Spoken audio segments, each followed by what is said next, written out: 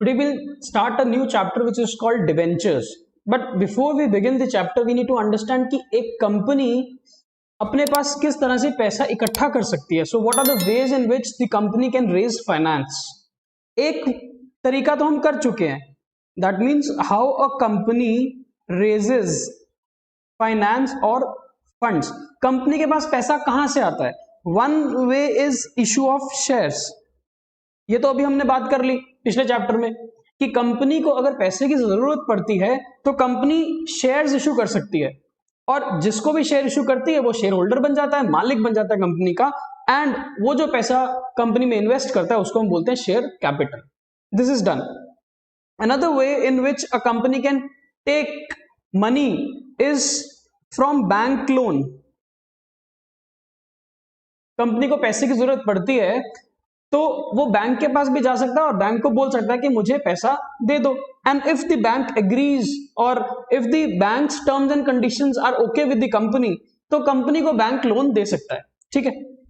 The third way is by issue of debentures. हालांकि और भी बहुत सारे तरीके हैं, पब्लिक डिपॉजिट, शेयर वारंट, है ना. अभी उन बातों में हम चर्चा नहीं करेंगे because that is not a part of your syllabus. So what we are going to understand is share तो हम पढ़ चुके हैं. बैंक का लोन लेना इज वेरी सिंपल. बैंक से लोन लो और बैंक को फिर इंस्टॉलमेंट्स में इंटरेस्ट और उसकी रीपेमेंट कर दो. इसको समझने की खास जरूरत है नहीं.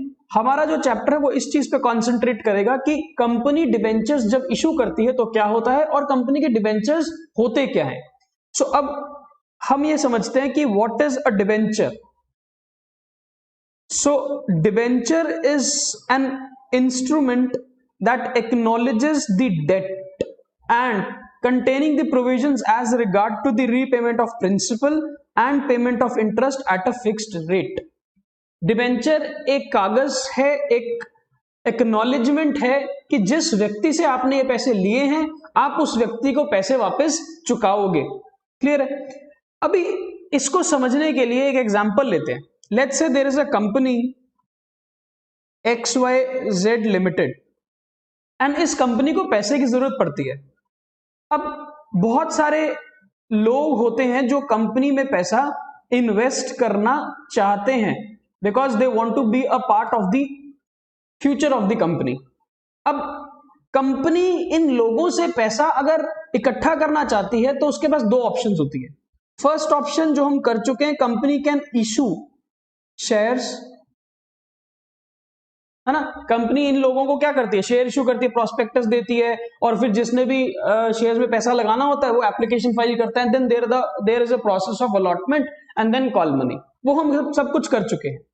जब कंपनी इन सभी लोगों को शेयर्स इशू करती है और ये लोग कंपनी को शेयर कैपिटल का पैसा देते हैं तो ये लोग क्या बन जाते हैं, शेयर होल्डर बन जाते हैं, यानी कि कंपनी के ये मालिक बन जाते हैं. पर अगर कंपनी इनको शेयर्स के कागज के अलावा डिबेंचर इशू कर दे, यानी कि कंपनी इन्हीं लोगों से पैसा ले अपने पास पर इनको शेयर ना इशू करके इनको एक अलग कागज इशू कर दे जिस कागज का नाम क्या होगा, डिबेंचर, तो भी कंपनी के पास पैसा वैसे ही आएगा जैसे शेयर पे आता था. देखो, अगर किसी व्यक्ति ने कंपनी के शेयर्स लिए तो वो कौन हुआ, शेयर होल्डर, और एज अ शेयर होल्डर वो कंपनी को जो पैसा देगा हम उसको क्या बोलेंगे, शेयर कैपिटल.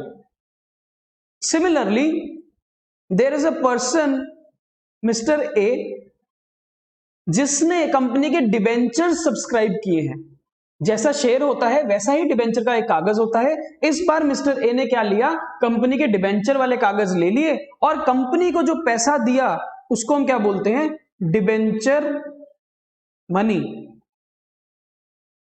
इस बार कंपनी के पास भी पैसा आया, जैसे पहले शेयर कैपिटल का पैसा आया इस बार डिबेंचर का पैसा आया, और कंपनी ने पहले शेयर इशू करे थे और जिसको शेयर मिले थे वो कंपनी का शेयर होल्डर मालिक बन गया था.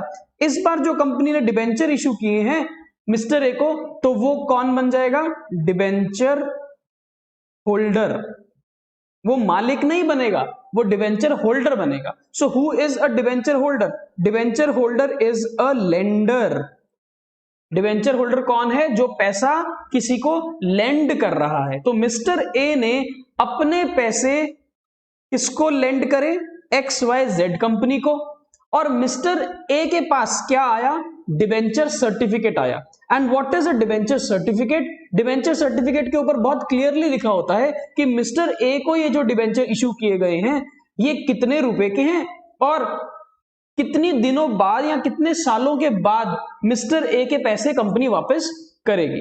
सो डिवेंचर और बैंक लोन में कोई खास फर्क नहीं है, फंडामेंटली कोई खास फर्क नहीं है। हाँ, but technically as far as the terms and conditions are required, as far as the law is concern, इन दोनों में बहुत फर्क है।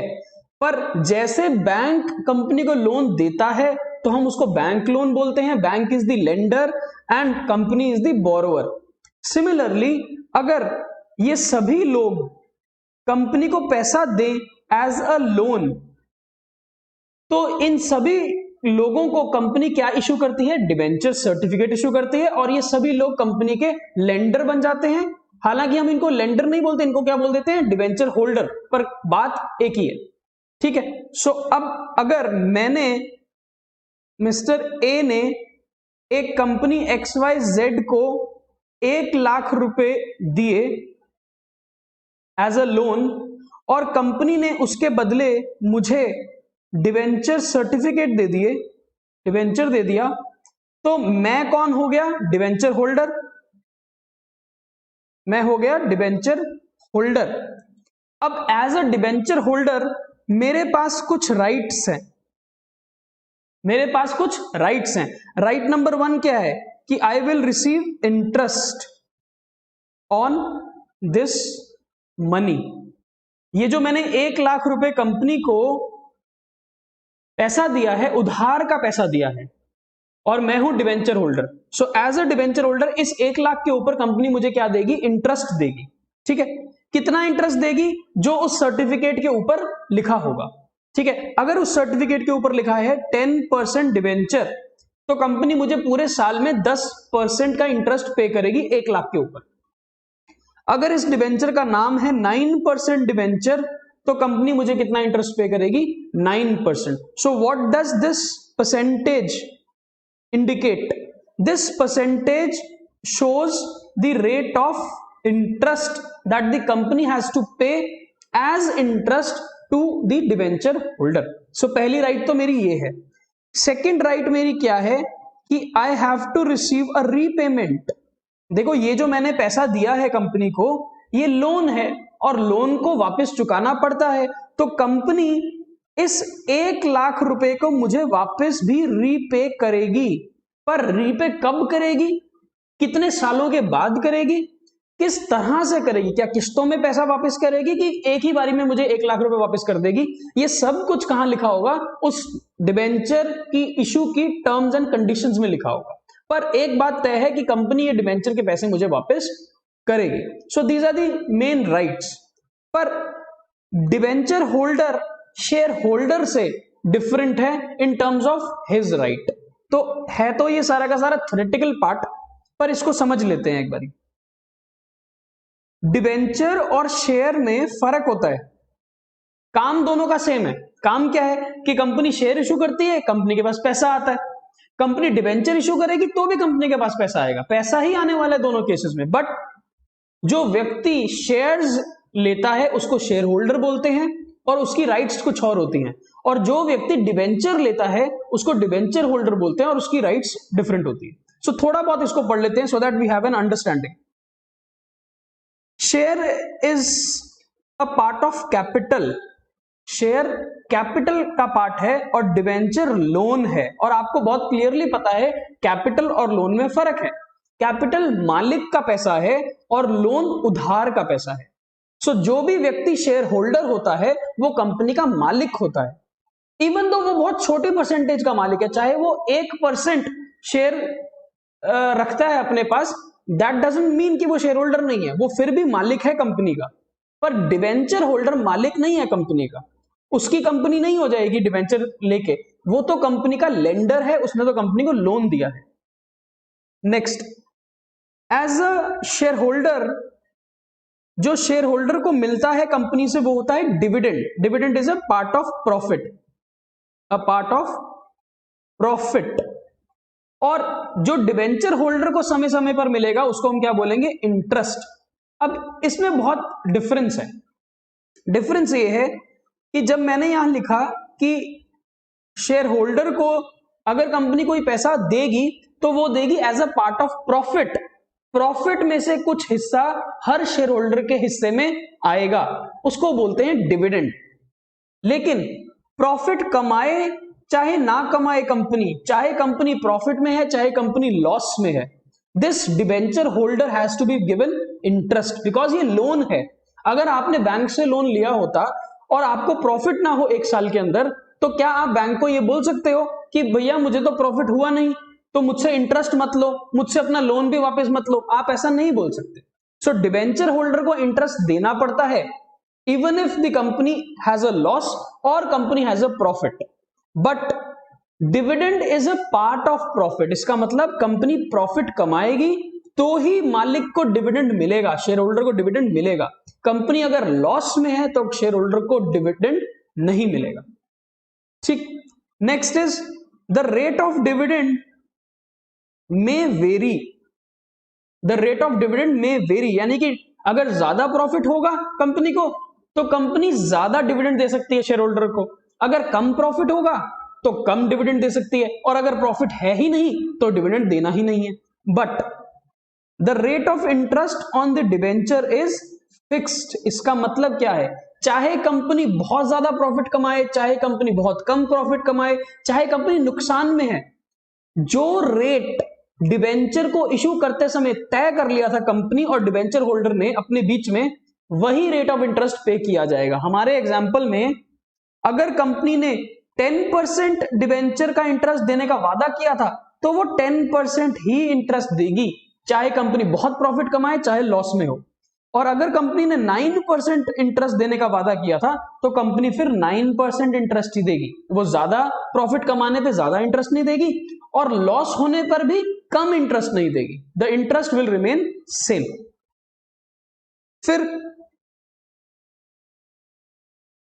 The payment of dividend gets no priority over the payment of interest. Payment of interest gets a priority over payment of dividend. इसका मतलब यह है कि कंपनी जब इंटरेस्ट और डिविडेंड को पे करते समय ये डिसाइड करेगी कि पहले इंटरेस्ट पे किया जाए कि पहले डिविडेंड पे किया जाए, तो सबसे पहले किसको पैसा दिया जाएगा, डिबेंचर होल्डर को। तो सबसे पहले इंटरेस्ट पे किया जाता है, जैसे बैंक को इंटरेस्ट पे करोगे वैसे डिबेंचर होल्डर को इंटरेस्ट पे करोगे।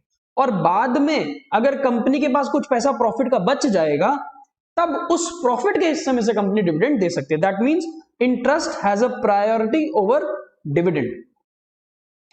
उसके बाद similarly the payment of debenture is also made before the payment of share capital. कल को डिबेंचर्स को पैसा भी देना है वापस और शेयर्स के पैसे भी कंपनी वापस कर सकती है, पर शेयर का पैसा कंपनी को वापस करने की कोई लायबिलिटी नहीं है। That means share capital may और may not be given back, but debenture amount has to be given back, it has to be repaid, because ये लोन है। तो पहले लोन चुकाया जाता है और बाद में कुछ पैसा बचेगा तो कंपनी शेयर कैपिटल का पैसा वापस कर सकती है। और ये सब कुछ कब होता है, शेयर कैपिटल का पैसा वापस तभी होता है जब कंपनी लिक्विडेट होती है, जब कंपनी वाइंड अप होती है, जब कंपनी को बंद किया जाता है। पर डिबेंचर को पैसा वापस करना इज नॉट अ प्रीकंडीशन कि वहां पर वाइंडिंग अप ही हो।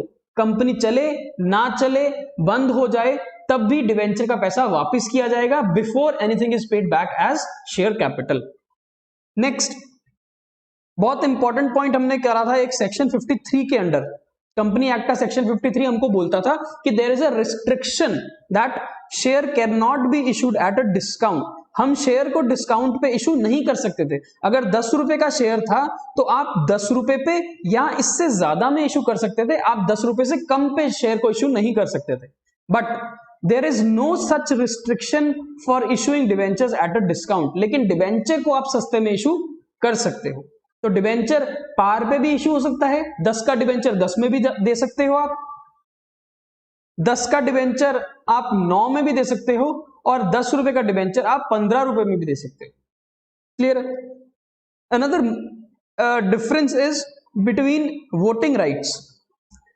The shareholder enjoy voting rights whereas debenture holder do not enjoy any voting right. Voting right का मतलब ये होता है कि कंपनी जब भी अपनी कंपनी से रिलेटेड कोई डिसीजन लेते हैं, जब भी डायरेक्टर्स, बोर्ड ऑफ डायरेक्टर्स या शेयर होल्डर्स डिसीजंस लेते हैं कंपनी से रिलेटेड कि कंपनी को किस तरह से एक्सपैंड किया जाए, कंपनी कोई प्रॉपर्टी खरीद सकती है कि नहीं कर सकती, कंपनी कोई नया बिजनेस स्टार्ट कर सकती है कि नहीं कर सकती, तो इन सभी के लिए एक रजामंदी लेनी पड़ती है। कंपनी को कहां से लेनी पड़ती है? शेयर होल्डर से, मालिकों से। कंपनी को डिवेंचर होल्डर से ये अनुमति लेने की जरूरत नहीं है कि कंपनी बिजनेस किस तरह से करे, पर शेयर होल्डर से ये अनुमति लेना, उनसे ये डिसीजन लेने के लिए अलाउ करवाना अपने आप को, बोर्ड को, ये सारी डिसीजन मेकिंग की पावर किसके पास होती है? शेयर होल्डर के पास। डिवेंचर होल्डर के पास ऐसी कोई पावर नहीं होती है। And last is debentures can be converted, it can be converted, that means debentures को अगर आपने पैसा वापस करना है तो पैसा वापस करते समय आप उनको ये ऑप्शन दे सकते हो कि आप डिवेंचर का पैसा वापस मत लो, आप हमसे इसके बदले नए डिवेंचर ले लो, या आप इसके बदले हमसे शेयर ले लो, पर शेयर्स को आप कन्वर्ट नहीं कर सकते। So debentures can be converted into shares at the time of redemption और repayment, but shares can not be converted into debentures. और बाकी जितनी भी बातें और हैं इस चैप्टर के अंदर या पुराने चैप्टर के अंदर भी, वो थ्योरेटिकल पॉइंट ऑफ व्यू से ज्यादा इंपॉर्टेंट है, उनको आप पढ़ सकते हो। क्लियर है? अब एक आता है what are the various types of debentures. Debentures कितने तरह के होते हैं? ये बहुत तरह के हो सकते हैं depending upon what is your point of view at looking at this debentures.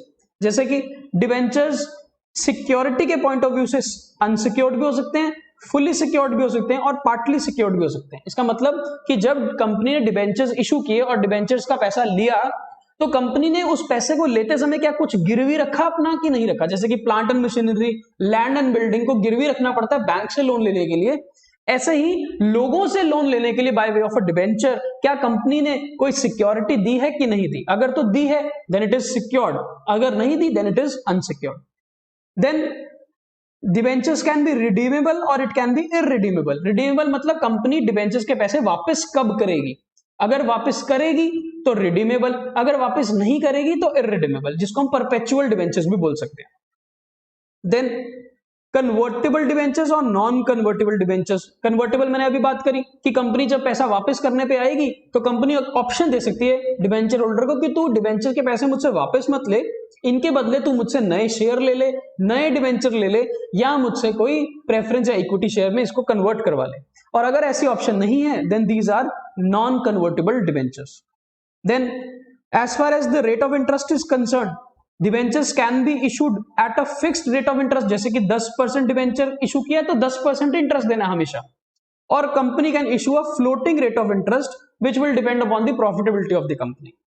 Then company can have a registered debenture और it can be a bearer debenture. इसमें फर्क ये होता है, अगर मैंने रजिस्टर्ड डिवेंचर लिया है तो उस सर्टिफिकेट के ऊपर मेरा नाम लिखा होगा, ठीक, और अगर मैंने बेयरर डिवेंचर लिया है कंपनी से तो मैं उस डिवेंचर को किसी को भी ट्रांसफर कर सकता हूं, ठीक है। Bearer debenture can be freely transferred without getting the information recorded at the end of the company, but a registered debenture has to be transferred only after taking permission from the company. And last, security point of view से हालांकि हमने बात कर ली है तो ये repeat हो गया है पॉइंट, इसको आप स्किप कर सकते हो, ठीक है।